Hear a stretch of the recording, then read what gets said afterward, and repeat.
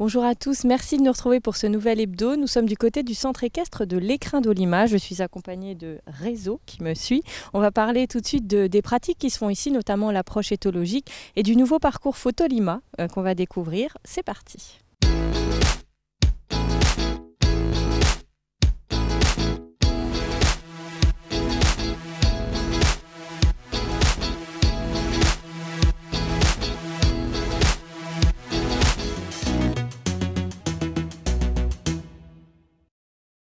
Je suis avec Stéphanie Oliva-André, bonjour. Bonjour. Vous êtes gérante de la structure de l'Écrin d'Olima. Ici, vous aimez dire que c'est une école d'équitation et non une école de propriétaires. Qu'est-ce que ça signifie finalement ? Eh bien, ça signifie une cavalerie qui est essentiellement composée de chevaux de club et des cavaliers qui viennent, sans avoir leurs propres chevaux, utiliser les chevaux de la structure pour devenir cavaliers grâce à l'apprentissage qu'on leur propose au sein de la structure. Donc c'est des chevaux qui appartiennent au centre équestre en fait, hein. C'est tout à fait ça, c'est des chevaux qui nous appartiennent. On est à plus de 50 chevaux sur le site, de toute taille, des Shetland, des doubles poneys, des chevaux plus grands, qui nous permettent de faire toutes les disciplines que nous souhaitons faire rencontrer à nos clients. Et justement, ces cavaliers, ils sont nombreux. Ici, vous avez combien de licenciés, d'adhérents? Je ne sais pas comment on dit. C'est des licenciés, puisqu'ils sont adhérents à la Fédération française d'équitation. On a 236 licences pour 2021.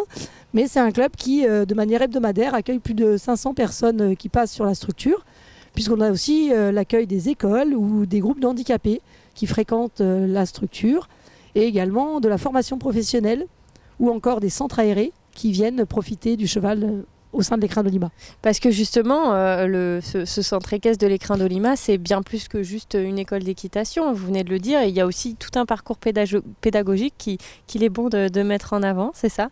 C'est ça, c'est un centre équestre qui se veut ouvert au grand public, et pour ça on a un circuit qui est ouvert à tous, les mercredis après-midi et samedis après-midi, où les familles peuvent venir louer un poney et faire un circuit avec un poney tenu en main pour les enfants de 2 ans et demi à 10 ans. Et ils vont se balader en forêt, découvrir l'approche de l'animal avec nous et la visite des écuries et aussi les valeurs qu'on apporte autour de la relation homme-cheval au sein du club.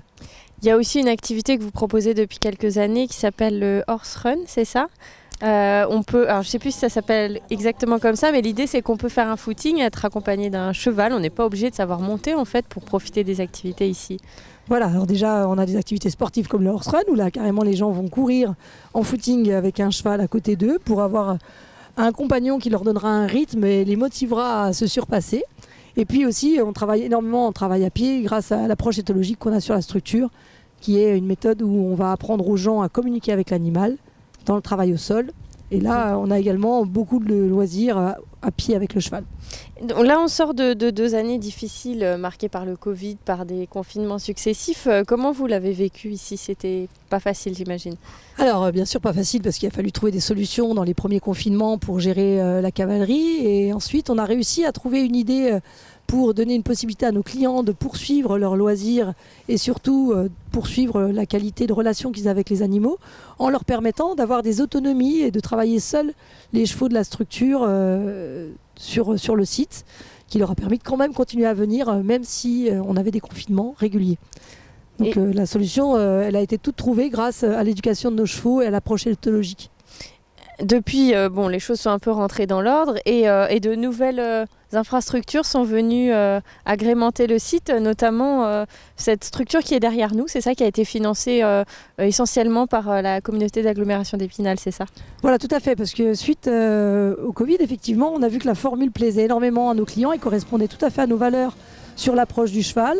On s'est rendu compte que la difficulté était réellement d'avoir un espace supplémentaire couvert pour accueillir cette nouvelle formule pour nos clients, qui leur permet d'être comme s'ils étaient propriétaires des chevaux sans l'être, sans les inconvénients. On a défendu ce projet au niveau de la CAE, puisque ça faisait quand même une bonne vingtaine d'années qu'on attendait une deuxième structure. Là, le projet a été défendu de manière plus concrète, notamment aussi avec l'ouverture de l'école de formation, qui a vu le jour depuis 2 ans déjà au sein de la structure. Donc on avait besoin de cet espace couvert en plus, qui est vraiment un outil indispensable et surtout qui a répondu à nos attentes, et on en remercie vraiment les membres de la CAE qui ont su être à l'écoute. Le message est passé. En tout cas, les choses bougent ici. On a d'ailleurs un nouveau sentier photo à découvrir depuis une petite semaine qui s'appelle Photolima. On va en reparler dans un instant. On fait tout de suite une première pause dans cette émission et on va parler de tourisme équestre et on se retrouve juste après. Reconnus pour ses sentiers de VTT et ses randonnées pédestres, les Vosges ne sont pas à proprement parler une terre de tourisme équestre. Pourtant, le département possède de multiples atouts qui pourraient séduire les cavaliers. Isabelle Meyer, propriétaire du centre équestre du Clos Yacari à Grangeau-Monzé, y croit. Elle s'est donnée pour mission depuis plusieurs années de développer des itinéraires favorables aux balades à cheval. Depuis le mois de janvier de cette année, on a embauché une service civique qui s'appelle Chenois Franco. Et donc on l'accompagne pour qu'elle recense tous les itinéraires équestres entre les gîtes. En France, le nombre d'adeptes du tourisme équestre est estimé à environ 1 million de personnes. Cavaliers rompus à l'exercice ou randonneurs occasionnels seraient donc les premiers à bénéficier de ces itinéraires. Et si aujourd'hui 50 gîtes sont capables d'accueillir les pratiquants, ces derniers sont très mal répartis au sein du département, avec près de la moitié situés sur le massif. On a vraiment envie de créer des voies vertes équestres et sur des circuits de 6 jours. Jusqu'à un mois, parce que le but final pour Chenois, c'est de réhabiliter la Transvosgienne. Ce circuit existait il y a une vingtaine d'années. Il n'a plus été vraiment mis au goût du jour. Comités départementaux et régionaux du tourisme équestre ont donc entrepris ensemble de développer la pratique dans le département des Vosges. Il y a une nature où il y a un environnement absolument magnifique. Moi, je me suis rendu compte quand j'ai recensé les gîtes de tous ces espaces, de toute cette beauté, toute cette nature. Et en parallèle, nous avons quand même recensé une cinquantaine de gîtes, ce qui permet de faire beaucoup d'itinéraires, de créer beaucoup d'itinéraires pour faire plaisir aux cavaliers randonneurs. Et les actes sont aujourd'hui à la hauteur de l'ambition. La création d'un poste dédié à la reconnaissance des parcours, des flyers et peut-être même une vidéo de promotion du département si les 8 000 € nécessaires sont réunis, avec en perspective cette symbolique forte d'une Transvosgienne équestre qui pourrait renaître de ses cendres. Nous sommes de retour à l'écrin d'Olima à Chantraine. Je suis accompagnée de Romain Chicot. Bonjour. Bonjour. Alors vous avez créé l'entreprise Histoire et Images et je suis avec Claude André. Bonjour. Bonjour. Vous êtes également gérant de la structure. Et avec vous, j'aimerais qu'on parle de ces photos qu'on a derrière nous parce que récemment, il y a 2 sentiers d'exposition photo qui ont été créés qui s'appellent Photolima. C'est ça, vous pouvez nous en parler un petit peu, Claude? Oui, bien sûr. Donc l'idée est née, je dirais, d'une rencontre, je dirais, à la foire aux associations d'Épinal, où on a rencontré donc l'association Grand Angle qui fait de la photo amateur. Et depuis quelques années, notamment avec l'exposition qu'il y a eu au Haut du Taux, une grosse expo photo en pleine nature, l'idée est venue de proposer 2 circuits photo. Alors un principalement sur la partie entre le parcours de santé et le centre équestre, où l'on a actuellement déjà un circuit pédagogique. Et ce circuit photo comprend environ une vingtaine de photos dédiées principalement à la complicité homme-cheval. Et justement, cette partie d'exposition qui s'appelle Complicité homme-cheval, c'est notamment à vous qu'on la doit, Romain Chicot? Partiellement, ouais. En fait, je fais des photos et des vidéos pour le centre équestre depuis à peu près 8 ans, à titre de bénévole. Et du coup, j'ai été refouillé dans mes 4000 photos, je pense, de l'écrin, pour essayer de trouver des photos qui matchaient bien avec le thème.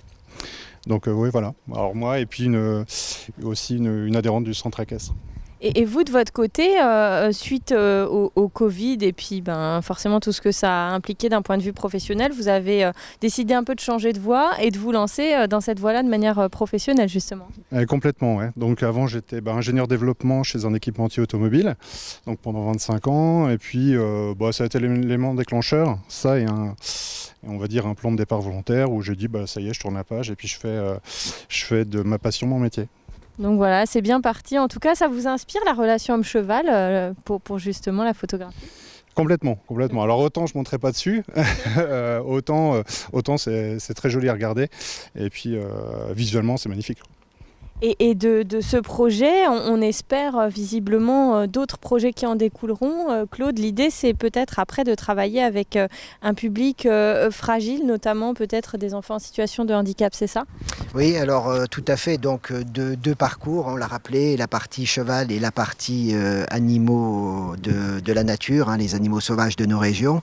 Et le but c'est justement de fédérer je dirais, le milieu associatif qui a souffert quand même du Covid. Et effectivement, aujourd'hui, c'est de faire des chantiers participatifs, notamment sur la photo, pouvoir associer peut-être le handicap avec la création de photos avec Romain, et éventuellement tout ce qui est chantier participatif sur le nettoyage de la forêt, sur l'aménagement des cadres bois qui servent de support, je dirais, aux photos qui ont été réalisées. Et on le disait tout à l'heure, on parlait du fameux sentier photo du Haut du Taux que tout le monde connaît, qui visiblement n'aura plus forcément lieu. Il y avait aussi un petit créneau à prendre. C'est une opportunité pour vous en tant que jeune photographe professionnel? Pourquoi pas, ouais. C'est la première fois que moi je fais ça. Avant, je restais, on va dire, dans de la diffusion classique via les réseaux sociaux, etc. Mais je trouve que le support est très intéressant, parce que souvent en photo, ce qu'on cherche, c'est le cadrage et la composition. Et le fait d'intégrer des cadres en pleine forêt, ça donne un cadre encore supplémentaire autour. Donc je trouve ça très joli. Puis ça change aussi de regarder des photos en vrai plutôt que sur un écran ou sur son téléphone. Merci Claude et merci Romain d'avoir répondu à nos questions. On fait tout de suite une seconde pause dans cette émission et on va parler de chevaux qui sont en difficulté parce que tous n'ont pas la chance d'être dans un centre comme celui-ci. Il existe une association qui s'appelle Crin Blanc qui s'occupe d'eux. On regarde tout de suite et on se retrouve juste après.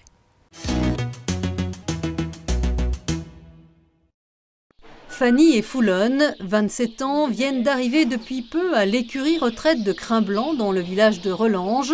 Les deux juments étaient abandonnés à leur sort et n'avaient plus de propriétaire attitré depuis 2006. Recueillies par la SPA de Saint-Dié, elles ont été orientées vers ce refuge pour vieux chevaux. Oui, sans doute une quinzaine d'années, elles ont été à l'abandon total, c'est-à-dire dans un parc sans abri, sans couverture pendant l'hiver, avec du foin, d'après ce qu'on m'a dit, pourri le plus souvent. Il y a même une personne qui a demandé si on ne pouvait pas les nourrir simplement de paille, parce que c'est moins cher. C'est vous dire. Pour la présidente de Crin Blanc, c'est le nouveau Far West, un no man's land où l'on abandonne les chevaux. Et elle le dénonce, les achats d'animaux sans immatriculation passant parfois de main en main se multiplient. Alors certes, il y a eu des progrès. On considère aujourd'hui les animaux comme des êtres sensibles, y compris les chevaux, qui avant étaient considérés comme des biens meubles. Mais la conséquence, c'est que beaucoup de gens ont envie d'avoir un cheval chez eux. Que beaucoup de parents achètent un cheval à leurs enfants sans savoir ce que cela représente au point de vue du coût. C'est au moins 100 € par mois la subsistance d'un cheval. De quoi expliquer les abandons, mais cela n'excuse pas la maltraitance. Les écuries de Crin Blanc comptent 18 chevaux, la plupart trentenaires, un âge équivalent à 90 ans chez les humains, avec des pathologies de la vieillesse, comme pour Fanny. Elle est totalement aveugle, ce qui est la conséquence d'uvéite, une maladie des yeux qui n'a pas été soignée. Elle souffre aussi d'un sarcoïde, c'est une sorte de tumeur qui peut évoluer sur un antérieur. Et surtout, elles sont très maigres. Il faut vraiment les retaper, leur donner des compléments alimentaires et leur donner le confort, à savoir un abri quand il fait mauvais. Et là, vous voyez, elles ont l'air d'apprécier la maison.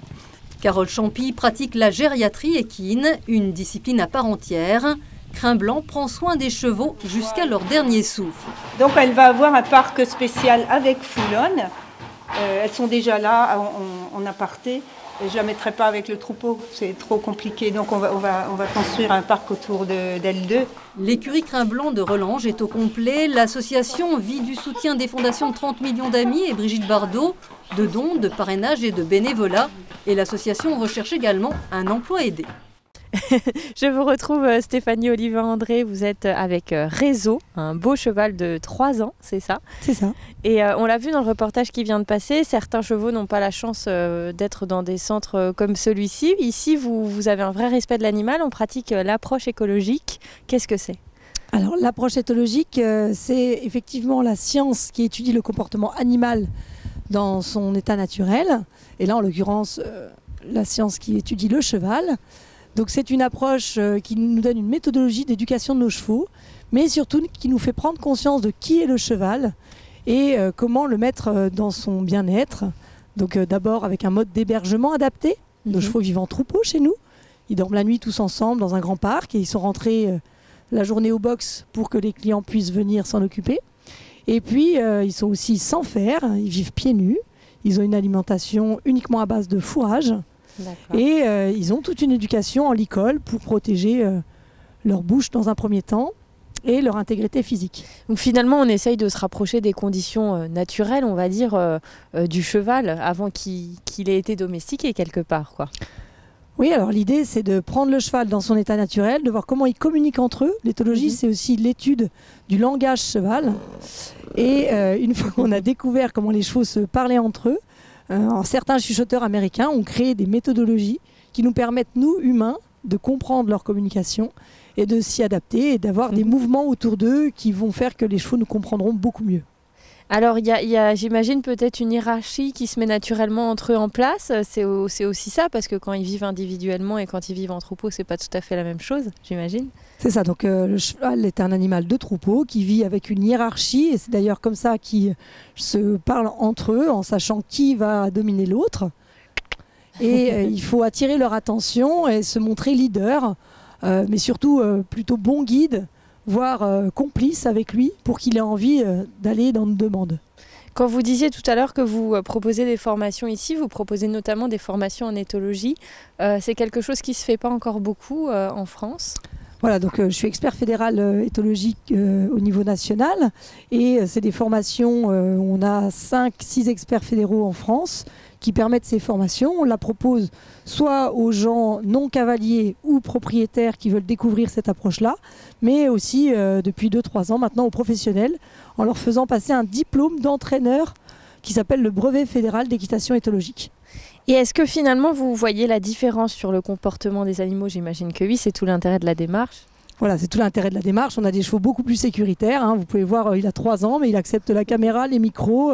Il est très très calme, alors qu'on est sur un animal qui normalement répond comme une fuite, comme une proie, pardon, et qui est un animal de fuite. Donc sur n'importe quel stimulus, il est prêt à détaler. Quand il est dans une bonne éducation et dans une bonne relation avec l'humain, le cheval peut devenir vraiment complice et enlever toutes ces oppositions de fuite. Et c'est ce qu'on recherche en fait pour bien travailler avec lui. C'est aussi ça qui vous permet de faire de la médiation animale notamment, parce que voilà, vous êtes face à des publics en difficulté, il faut des animaux qui puissent aussi en face assurer une certaine sécurité, j'imagine. Voilà, ben en fait on dit que le cheval nous le rend bien, c'est-à-dire que comme nous on a su se mettre à l'écoute de leur propre langage, ils arrivent à se mettre à notre écoute, et notamment pour la médiation animale avec les publics dits fragiles, il y a une connexion et une communication qui se crée tout de suite, avec des chevaux très très sécuritaires, qui n'ont pas de gestes violents, qui ne peuvent pas ni mordre, ni donner de coups de pied, tout simplement parce qu'ils se sentent écoutés par rapport aux méthodologies d'éducation qu'on leur propose dans le club. Très bien. Merci beaucoup Stéphanie Olivin d'avoir répondu à nos questions. On regarde tout de suite les infos de la semaine.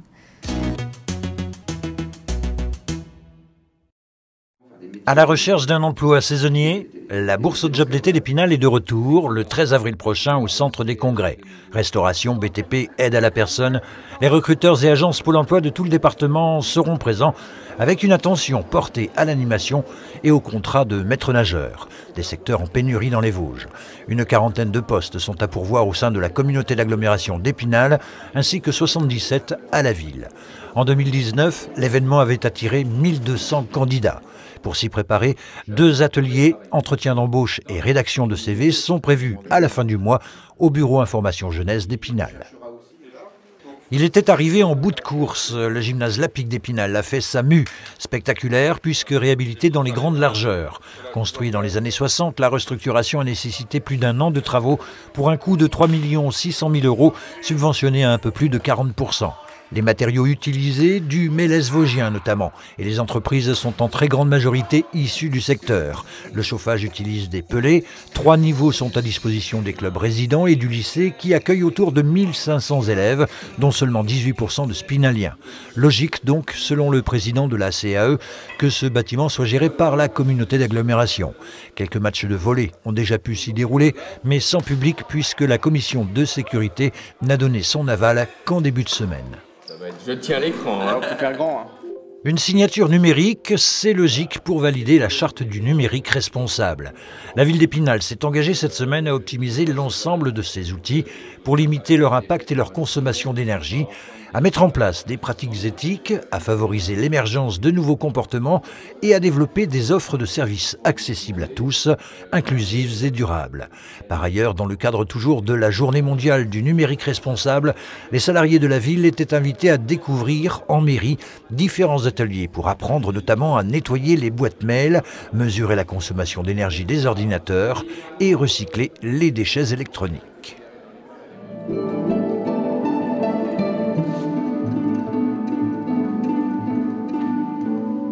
On termine ces quelques infos de la semaine par le son mélodieux d'une harpe, celle de l'instrumentiste spinalienne Lucie Delay. Prélude à l'après-midi d'un faune, danse sacrée et danse profane de Claude Debussy, mais aussi Ravel, Roussel et Honegger étaient au programme de ce concert donné dimanche dernier en l'église d'Arches dans le cadre de la saison musicale de l'ensemble orchestral La Belle Image.